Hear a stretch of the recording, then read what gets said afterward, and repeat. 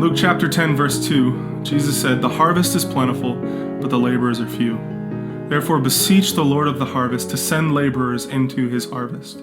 In Matthew 28, verse 19, Jesus said, "Go therefore and make disciples of all the nations." You know, in Christianity, we have a rich history of men and women that have paved the way for the spread of the gospel. People like William Carey, Hudson Taylor, Amy Carmichael, just to name a few.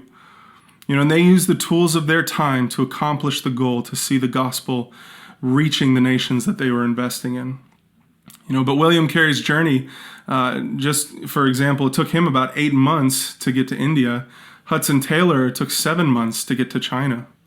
And you know, today, here we are, a little over a century after Hudson Taylor's death, and the advances of technology make it so that in just within a day, we can be at the other side of the globe.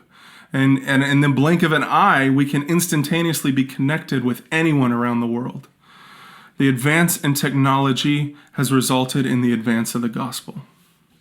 Media is defined as the main means of mass communication, whether that's through radio, television, newspapers, or the internet.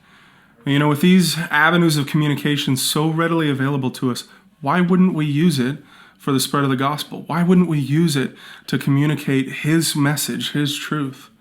You know, at Youth with a Mission, our mission statement is to know God and to make him known. We are committed to that goal. As Christians, we need to be committed to that goal.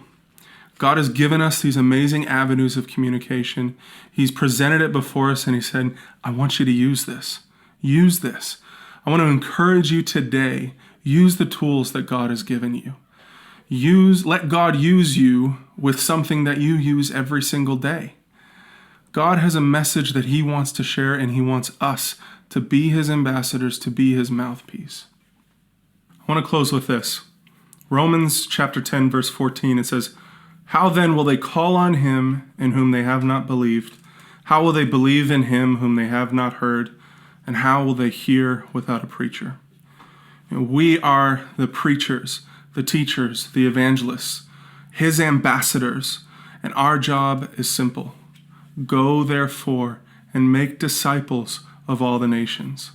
And if you're not at a place where you can go physically, don't let that stop you from being used by God today to be his ambassador, to be his mouthpiece. God has a message that he's put inside of us, and he's given us the tools to be able to share and to spread the good news of Jesus Christ. And we have a responsibility that comes out of our love for him, out of who he is and what he's done in our lives, to share this with the world. And because of these tools, we can do it right from wherever we're at. We have the opportunity to communicate with the world the reality and the truth of who Jesus Christ is. The harvest is plentiful and it is ready. I want to thank you guys so much for joining us and watching these videos.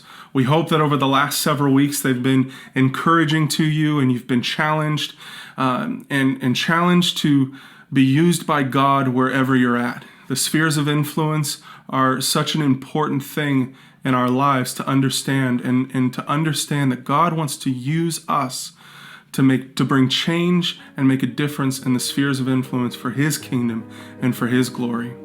God wants to use us now. So let God use you today.